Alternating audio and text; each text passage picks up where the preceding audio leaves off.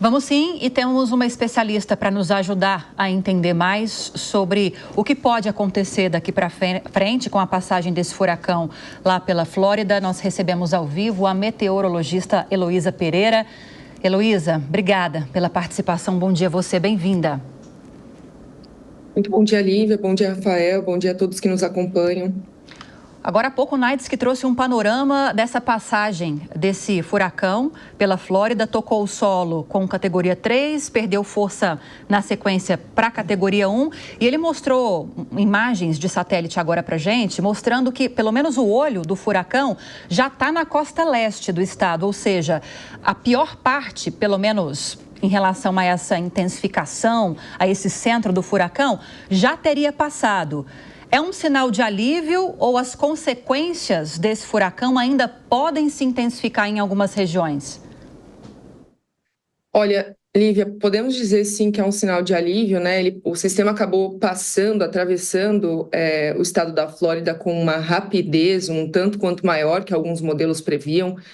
Ontem à tarde, se a gente pegasse a visão de diversos modelos de previsão, existia uma divergência muito grande, principalmente entre a rota, a durabilidade, a intensidade que esse sistema iria atuar sobre o estado da Flórida, mas o que a gente viu realmente, né, tem algumas áreas que foram muito afetadas, a região de Spring Hill com mais de 200 milímetros acumulados em pouquíssimas horas, toda aquela faixa ali desde Tampa até chegar ao norte de Orlando, para chegar ali na costa, teve uma faixa muito grande de precipitação que passou dos 100, 150 milímetros em pouquíssimas horas, né? Mas tinha modelo mostrando que esse volume ele poderia ser acima de 200, 250.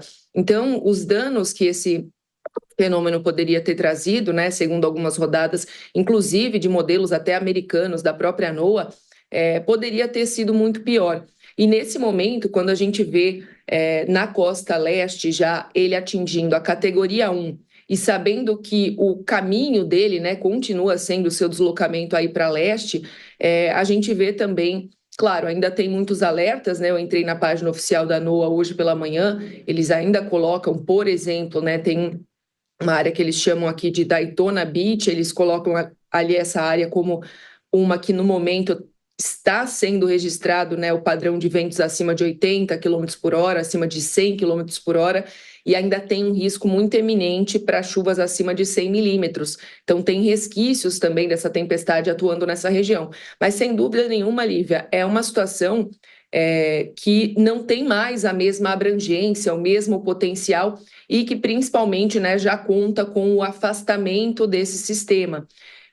A gente já via a agência americana ao longo desse ano fazendo um monitoramento muito intenso, porque o Golfo do México não é que ele está mais aquecido do que o normal, né? Os dados da própria NOAA mostram que ele bateu o recorde de maior aquecimento em diversos pontos ali da bacia do Golfo do México. Então, eles sabiam que existia uma chance de grande alimento, né? É o pico da temporada de furacões, a gente está falando aqui agora no momento em que é comum na climatologia termos esse fenômeno, mas como o Fabrício comentou, né, a rota, a trajetória que esse fenômeno tomou não é a mais comum, inclusive os especialistas e a grande maioria dos modelos não estavam contando com o rápido, né, a rápida intensificação desse fenômeno. Foram muitos milibares de pressão em apenas 24 horas, então é uma situação que não estava sendo prevista, sair da categoria 1 para a categoria 5 em apenas 24 horas lá em alto mar. Mas é uma situação que realmente, tendo esse combustível do Oceano Atlântico Norte, eles sabiam que poderia ser uma temporada muito ativa de furacões, né? E ainda bem, né, nesse momento, Lívia, como você falou, podemos dizer que é sim um alívio, porque o sistema acabou afetando algumas áreas muito grande, muito intensamente quando ele atingiu o solo na categoria 3, mas o alimento dele é o oceano, então quando ele chegou no continente ele perdeu intensidade, né? A gente pode dizer que ele caiu rapidamente para a categoria 2 e agora ele já está na categoria 1, na costa leste, se afastando cada vez mais. Então a gente pode dizer sim que é um cenário um pouco mais vamos dizer assim, claro, quem já foi afetado não vai dizer que é tranquilo, né? A gente está vendo muita coisa acontecendo, mas podemos dizer que o pior, né, já passou. Agora, Heloísa, tem alguma possibilidade de reversão nesse quadro? Porque a gente tem visto ele ganhar e perder força com uma rapidez muito grande, né? Embora ele já esteja partindo do continente e voltando para o oceano, tem possibilidade de que ele tenha um ganho de força novamente e volte para categorias 3, 5, eventualmente? Esse fenômeno é possível? Rafael, nesse momento, como a maioria dos modelos, ontem, como eu falei, né, existia uma divergência muito grande entre os modelos. Tinha modelo que colocava a categoria 4 muito próxima do continente e colocava ventos mais intensos e tudo mais. Hoje, como ele já atingiu o solo, ele perdeu o principal, né, vamos dizer assim, ele desacelerou, perdeu o principal alimento, que era o oceano mais aquecido, toda a termodinâmica envolvida nessa tempestade, né, nessa instabilidade, já se perdeu, vamos dizer assim, já teve uma situação de dissipação dessa energia. Tanto que eu acabei ouvindo alguns especialistas justamente falando, né, que quando ele chegou perto da costa muito intenso, ele estava na categoria 4, já chegando muito perto da Flórida, e ele desacelerou rapidamente, é como se ele desacelerou, mas a tempestade em volta dele se espalhou muito rapidamente. É como se eu tivesse, tentar fazer um exemplo aqui, né? Se você passar rapidinho, empurrar um pouquinho d'água numa área, assim, você estiver pegando uma superfície de água, empurrando rapidinho, você vai ver que você vai carregar uma quantidade de água, uma quantidade de massa. Mas se eu estiver rápido, desacelerar, você vai ver uma onda propagando em volta. Então,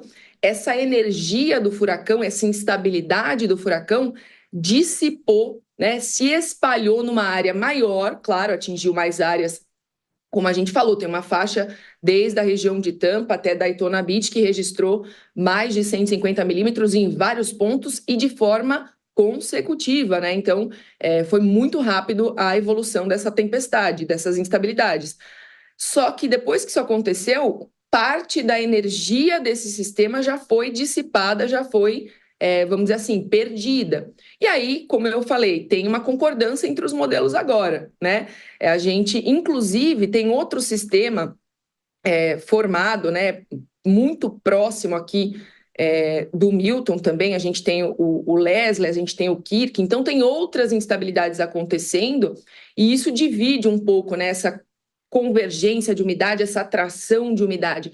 Nesse momento, portanto, eu diria que o sistema, ele já, né, pela visão da maioria dos modelos de previsão, ele já teve parte de sua energia dissipada. As previsões concordam que a categoria 1 se mantém, né, e vai até domingo atingindo áreas mais do alto mar mesmo, bem a leste, assim, da Flórida. Então, não tem mais esse grande risco para intensificação. Nos trouxe uma boa notícia. Heloísa Pereira, meteorologista, muito obrigada pela informação, pela participação. Bom dia. Obrigada, muito bom dia a todos.